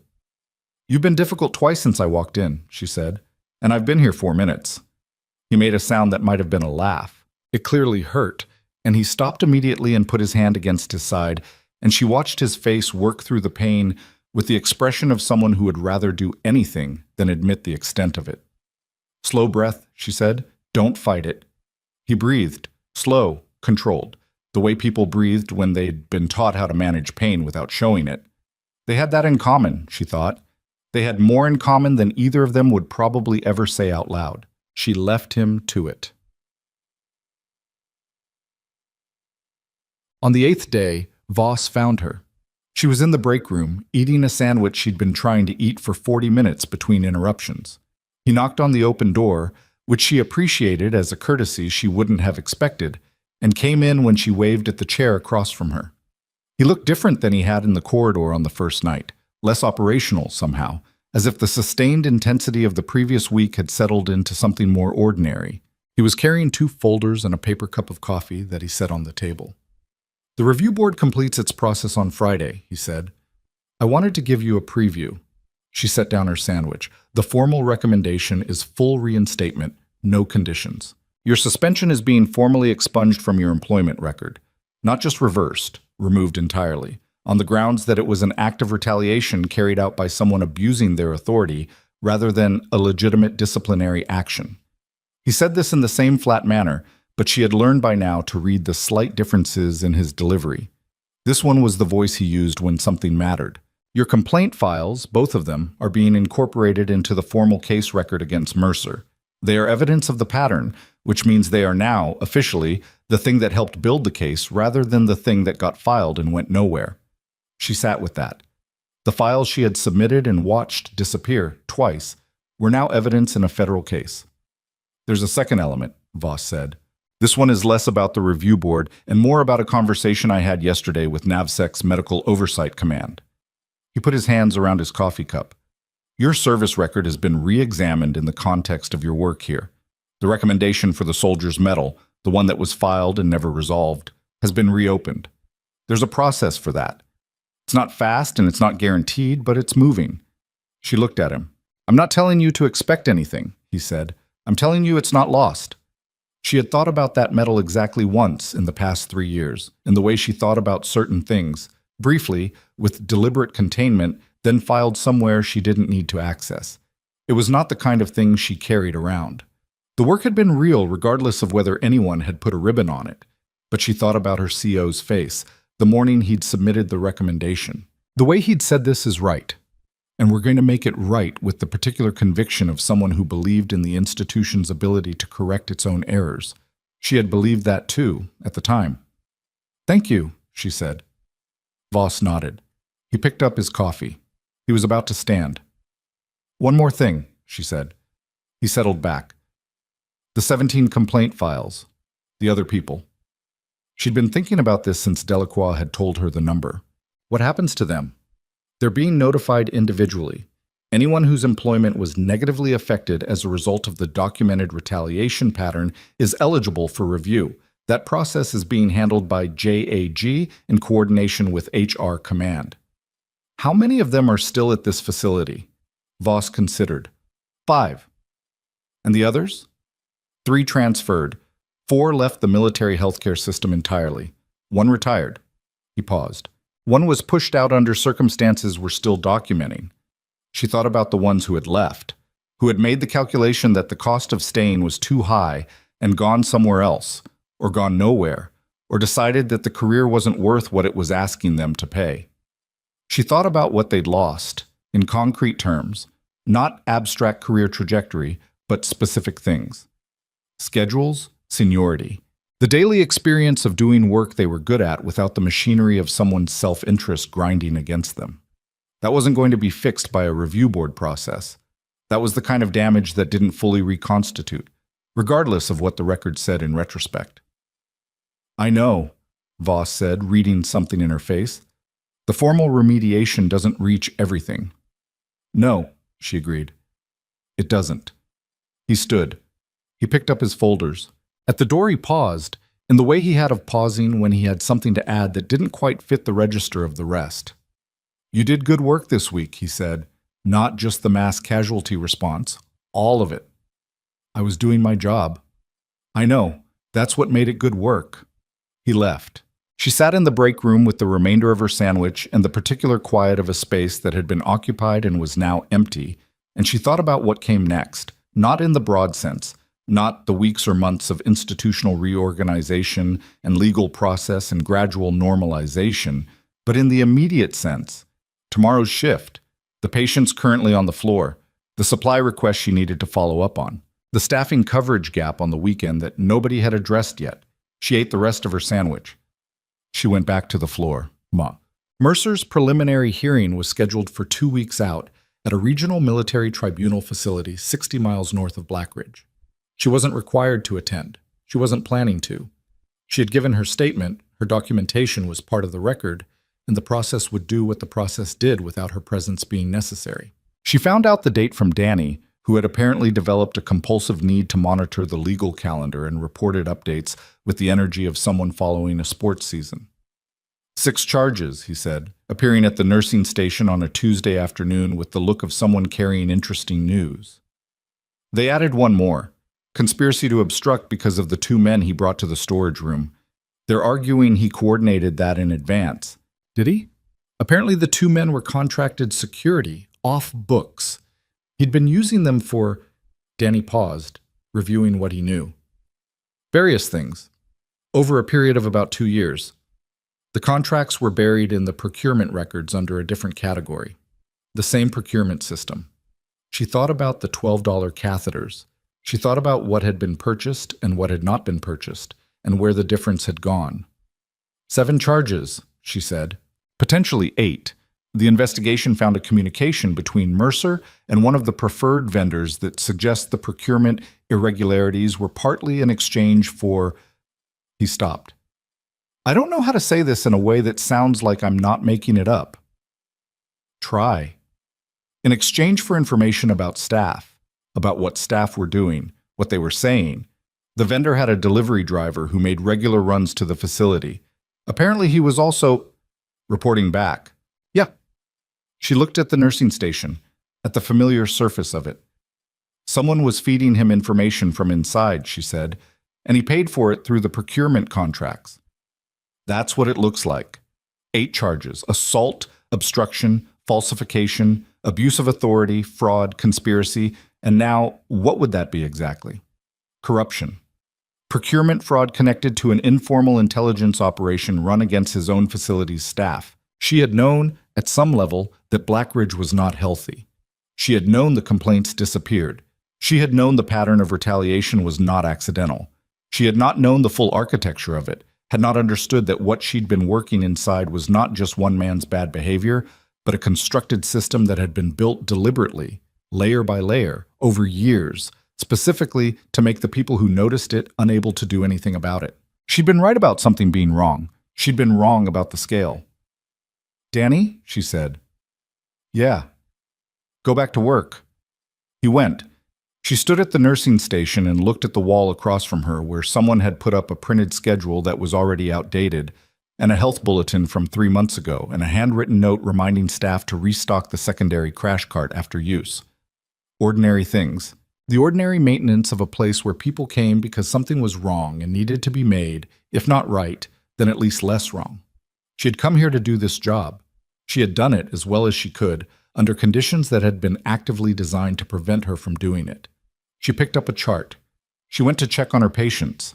She was halfway down the corridor when her phone buzzed with a message from an internal extension she didn't recognize. "Nurse Carter, Colonel Marsh requests your presence in the administrative suite at 1600. Not a formal proceeding. He has something he'd like to discuss regarding the facility's emergency operations structure." She read it twice. Then she read it a third time, because the phrasing of the final line had the texture of something that was trying to sound casual while carrying a weight that was not casual at all. Emergency operations structure. She thought about what that meant. She thought about what it would mean, in practical terms, for this facility to be asked to examine its emergency operations structure in the wake of a mass casualty event that had exposed every gap in that structure simultaneously. She thought about who would be asked to have that conversation. She put her phone in her pocket and continued down the corridor, and the thought that was trying to form at the edge of her mind, about what Marsh might say, about what a request like that implied, about how radically different this hallway felt than it had felt 8 days ago. She kept that thought at a careful distance, because she had learned across years and across a great deal of difficulty not to want things too clearly before they were confirmed. She had 30 minutes before 1600. She had patients to check on first. She kept walking, and behind her, somewhere in the administrative wing, a door opened that had not been opened before. And everything that came next was already in motion, already decided by the accumulated weight of 8 days of truth, moving toward her down a corridor where the lights, for once, were all working. Colonel Marsh was not what she'd expected. She had built a rough image of him over the past 8 days from the second-hand accounts that circulated through the facility, the way all information circulated, filtered through whoever was doing the observing, colored by what they needed him to be. The picture that had assembled itself was of a man who was competent and businesslike and primarily interested in containing damage, which was probably accurate as far as it went. What she hadn't expected was the directness. He was 60, or close to it, with the compact build of someone who had stayed physically disciplined past the point where most people stopped bothering, and a face that had the deeply weathered quality of someone who had spent a significant portion of his career somewhere with a difficult son. He was standing when she arrived, which she noted, and he waved her toward a chair with the gesture of someone who understood that the formality of standing while a guest entered was a courtesy and not a power statement. "Carter," he said. "Sit down. You want coffee?" "No, thank you, sir." He sat across from her. He had a single folder on the desk. He put both hands flat on it and looked at her the way she had learned to recognize as the look of someone who was going to say something true rather than something managed. "I've spent 8 days reading documentation about this facility," he said, "and the last 2 days specifically reading documentation about you, your complaints, your clinical record from the past 7 months, your service record." He paused. "And the surgical outcomes from the mass casualty event." She waited. "I've run facilities before where something like what happened here was developing," he said. "Not identical, but similar architecture. One person at the top of a chain who understood that institutions have tolerance for a lot of things if you control the documentation of those things, and who built a system around that tolerance." He looked at the folder. "What I don't often see is someone who keeps filing the correct forms in full knowledge that the forms are disappearing. Most people stop. They make a rational calculation that the cost of continuing is too high, and they stop. I thought about stopping, she said. I know, that's in your record too. He said it without judgment. The second complaint was filed 9 days after your rotation was shifted to the worst schedule in the department. You filed it anyway. She said nothing. Why? He asked. She thought about it for a moment, not because she didn't know the answer, but because she wanted to give him the accurate one rather than the presentable one. Because I'd seen what happens when the person who notices something decides it's not worth the cost, she said. I'd seen it in the field. Someone stays quiet because speaking up is complicated, and then 3 months later someone else pays for that silence in a way that's very hard to undo. She looked at the window. I didn't want to be the person who had that on their record. Marsh nodded slowly. You understand that the people who stayed quiet here were not cowards. I know that. They were people working inside a system that was specifically designed to make speaking up feel impossible. I know, she said. I'm not angry at them. Are you angry at anyone? She considered that honestly. Less than you'd expect, she said. The anger kind of burns through itself. After a while, what's left is just the question of what you do next. Marsh looked at her for a moment with the expression of someone who has heard a lot of answers to difficult questions and has developed the ability to recognize when one is genuine. The emergency operations structure at this facility, he said, is not currently fit for purpose. That was true before the helicopter crash, and the helicopter crash made it visible to everyone who was willing to look. He opened the folder. I've been authorized to restructure it as part of the broader administrative reorganization. That includes creating a dedicated emergency operations lead position, a new role, not a renamed version of anything that existed before. Clinical authority over trauma response, direct reporting line to facility command, bypasses the administrative layer that was previously used to slow things down. He looked up. I want to offer you that position. The room was quiet. She had known, or suspected, or felt the shape of this coming down the corridor. She had kept it at a distance on purpose. Now it was in the room with her, and she sat with it for a moment without moving toward it or away from it. That's a significant role, she said. It's the role that should have existed here before, he said. It didn't, because it would have been harder to suppress clinical pushback if the person doing the pushing had structural authority. This facility needed someone who could say, this patient needs a CT and they need it now, and have that be the end of the conversation. He set the folder down. Based on everything I've read, you've been doing that job informally for 7 months without the authority, the compensation, or the protection. I'm asking you to do it formally, with all 3. She looked at the folder. She looked at Marsh. I need a few days, she said. He nodded immediately, without any of the subtle pressure that a different kind of offer came with. Take the time you need. The position doesn't get filled without your answer. She stood. He stood. One question, she said. Go ahead. The staffing gap on weekend trauma coverage, the one nobody's addressed yet. He blinked. Then something shifted in his face, not quite amusement, something more like recognition. What about it? I'd want authority to address it on day 1, not file a request. Address it. He looked at her for a moment. If you take the position, he said, that falls under your operational authority, you don't need to ask permission. She nodded once and left. She told Paloma that evening in the break room over the same too dark coffee that had been the backdrop for every significant conversation the past 8 days. Paloma listened without interrupting, which was not her natural mode, but which she deployed when she understood the weight of what she was being told. When Emily finished, Paloma said, Are you going to take it? I think so. You think so, or you know, and you're just being careful about saying it out loud. Emily drank her coffee. The second one. Paloma was quiet for a moment. She turned her cup in her hands. I need to tell you something, she said, and I want you to hear it without deflecting, because you deflect a lot. Emily waited. I filed a complaint last year, Paloma said, before you arrived. It wasn't about anything as serious as what you documented. It was about a scheduling practice that was being used to push nurses off preferred rotations if they raised questions in staff meetings. I filed it. It disappeared, and I told myself I was done, that it wasn't worth it. She paused. When you started filing yours, I thought you were, I thought you didn't understand yet how things worked here, how things actually worked. I understood, Emily said. I know that now. Paloma looked at her directly. I also want you to know that every time you filed something and it went nowhere and you filed the next thing anyway, that was not invisible. Not to everyone. Some of us were watching and we were... She stopped. It mattered. Even when it felt like it wasn't doing anything. It mattered. Emily looked at her cup. She was quiet for longer than she would usually let herself be.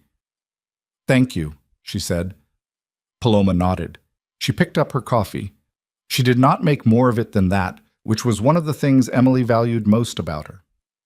Mercer's preliminary hearing was held on a Thursday, 22 days after the helicopter crash. She did not attend. She was in the trauma bay at Blackridge when it started, managing the intake of a training injury that turned out to be more complex than the initial assessment had suggested, a pattern she was documenting for a review of intake protocols she'd been building since her third day in the new role. Danny told her the outcome at the end of her shift. He found her in the corridor outside the trauma bay, and she knew from his face before he said anything that the news was not small. He pled, Danny said, to 5 of the 8 charges: assault, obstruction, falsification of records, abuse of authority, and procurement fraud. The conspiracy charge is still in negotiation. The federal fraud charges are continuing separately through a different channel. She stopped walking. 5 charges, she said. Guilty pleas, all 5. His legal team apparently decided that contesting the physical evidence was not viable. The security footage, the paper records, the procurement documentation? Danny exhaled. There wasn't a version of this that he wins at trial. She thought about the security footage she'd never seen, the footage from the East Corridor that had been referenced in the review and not played, the footage that showed 65 people watching a man strike a nurse across the face in a military medical facility. What's the sentencing timeline? She said. 6 to 8 weeks. The 5 charges carry... He checked his phone. He had written it down. The assault and abuse of authority charges each carry up to 3 years under the relevant military statutes. The obstruction and falsification charges add another potential 5 years combined. Procurement fraud is federal, so that sentencing runs separately. His legal team is arguing for concurrent sentencing and minimum terms. He looked up, but the judge has the full record, all 17 complaint files, the retaliation documentation, the financial records. She stood in the corridor. Assault, obstruction, falsification, abuse of authority, procurement fraud. 5 guilty pleas, concurrent or otherwise. That was the end of a career. That was the end of a security clearance. That was the kind of record that followed a person through every door for the rest of their life. Stamped on every form, noted in every background check, visible and permanent and public. His rank? She said. Formally stripped as of the plea. He reverted to civilian status at the moment the pleas were entered.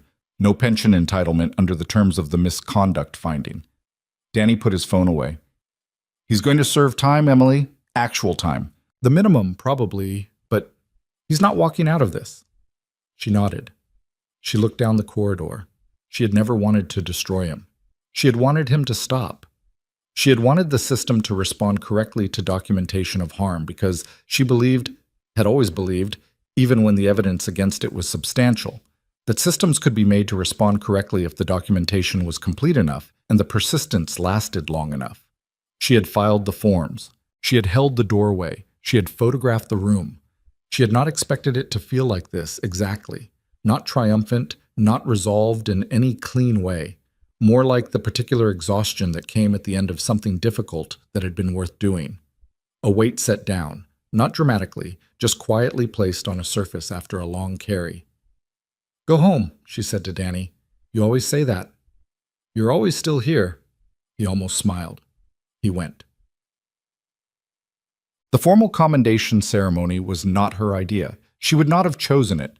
She was aware, in the way she was aware of most things she couldn't control, that it was going to happen, and she decided to experience it without spending the preceding week in active resistance to it, which was the closest she could get to acceptance.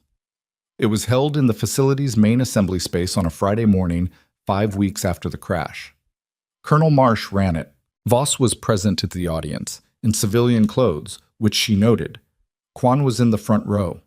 Vasquez. The nursing staff, most of them. Danny. Paloma in her good scrubs, the dark green ones she wore when she wanted to look assembled without looking formal. The assembly space held about 140 people. It was full. She stood at the front in her nursing whites. She had considered wearing her old uniform and decided against it, because this was not a military occasion, it was a facility occasion, and the work she was being recognized for had been done in these clothes, in this building, as the person she had chosen to become after the army.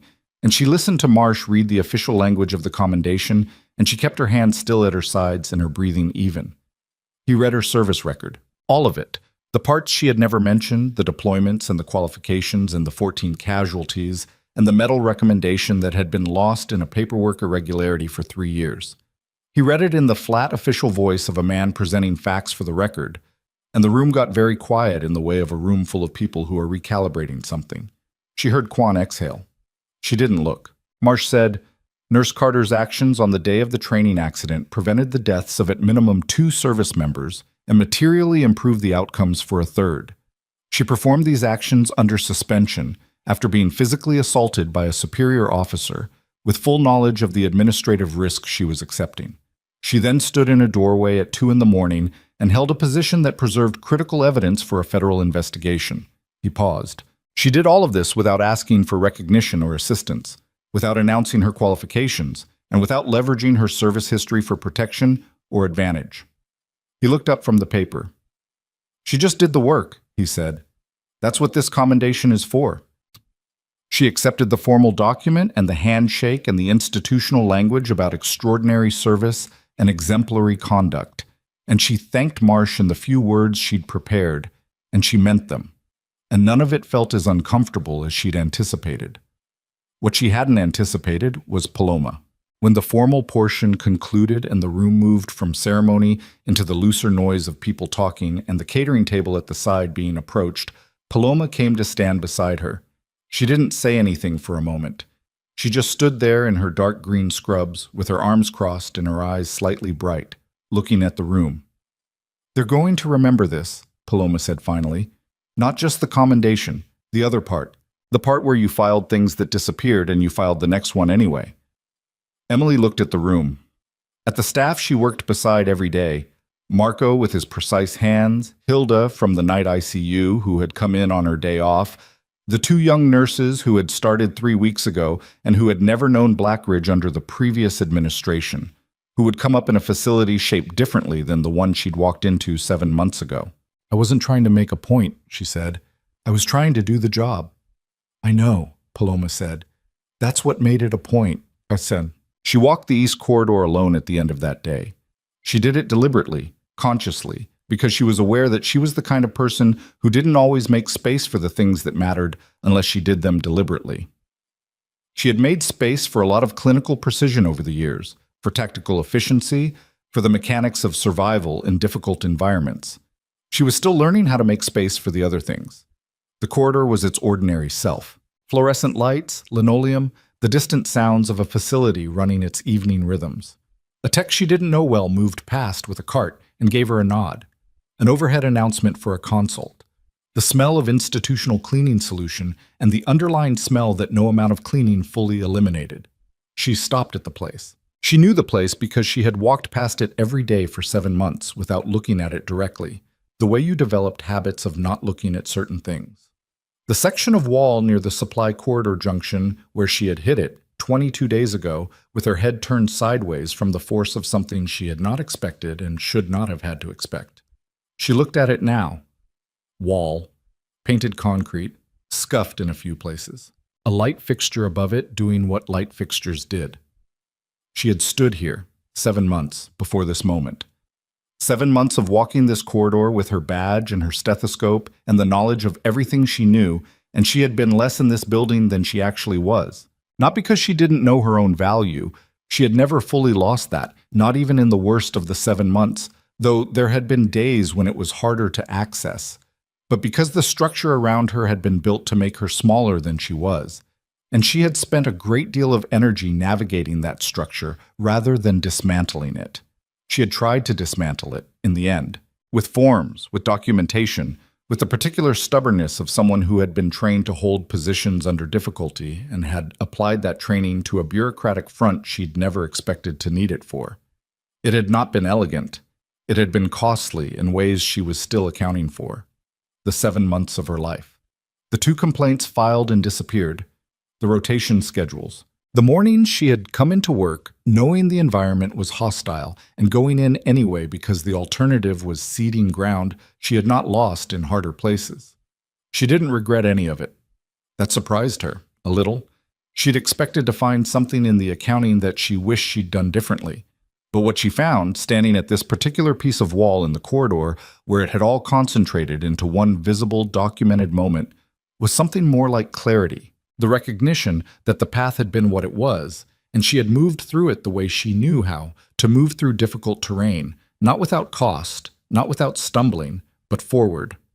The next day she would start the restructured intake review. She had 3 specific protocol gaps she'd identified in the weeks since the crash, each one the kind of thing that looked small in isolation and contributed to catastrophe in combination. She had a meeting with the weekend trauma coverage team to finalize the schedule she'd built. She had a conversation scheduled with the 5 remaining staff members from the suppressed complaint pool, not to manage them, not to process anything on their behalf, but to ask what they needed, directly, in the way that she had needed to be asked and had rarely been. There was a great deal to do, there always was, in a place where people came because something was wrong. She was equipped for it. She had always been equipped for it. The 8 charges and the guilty pleas and the stripped rank and the federal case working its way through its separate channel, all of that was consequence. The institutional machinery doing what institutional machinery did when it finally had enough documentation to move. It mattered. It was not nothing. But what she would carry forward from this corridor, from this building, from these 7 months, was not the vindication. Vindication was what happened when the record caught up to the truth. She had filed the forms because the truth needed to be in the record, and it was. And the record had moved, and she was glad. What she'd carry forward was something quieter than that. The knowledge that showing up to do the correct thing in the correct way, with correct documentation, in an environment specifically engineered to make that feel pointless. That was not a small act. It didn't feel large in the doing of it. It felt like form filling, like resistance, like standing in a doorway in the middle of the night with a phone that was not recording and a man walking toward her who believed he still had the power to move her. She had not moved. That was the thing. Across 7 months and 2 disappeared complaints, and a rotation schedule designed to exhaust her, and a hand across her face in front of 65 witnesses, she had not moved from what she knew to be true, and what she knew to be necessary, and what she knew to be her actual capability, regardless of what the structure around her was trying to convince her she was. You didn't have to announce what you were. You didn't have to perform it or prove it or hold it up for institutional validation before it was real. You did the work. Correctly. Persistently. With the knowledge of what you carried and without requiring others to acknowledge that knowledge before it counted. The record would catch up. It didn't always catch up. She knew that, had known it through the worst of the 7 months, when catching up had seemed genuinely unlikely, but the doing was real regardless. The 14 casualties treated with 1 other medic in a field station for 11 hours were real. The 19-year-old private with a splenic laceration who was alive and recovering was real. The 2 service members who had continued breathing through a mass casualty event because she had been standing in the right place and knew what she was looking at, those were real. The record was the record. The work was the work. The work was always the thing that mattered. She turned from the wall. She walked down the corridor.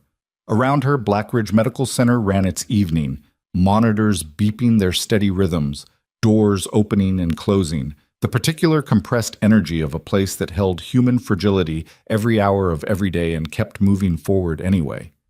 The lights worked. The supply corridor door was still slightly malfunctioning because some things didn't change quickly, and that was fine. She'd put in the correct maintenance request on her 3rd day in the new role, and she would follow up on Monday. There was a patient in Bay 2 she wanted to check on before she left for the night. A young enlisted woman, 19 years old, admitted that afternoon with what the intake note said was a minor injury. She'd read the chart twice. Something about it didn't sit right. She changed direction toward Bay 2, moving through the corridor with the focused purpose of someone who understood that the important things were usually small and were often right in front of you, waiting for the person who was paying the correct kind of attention. Behind her, the east corridor held its ordinary light. The wall was just a wall, and she was exactly who she had always been.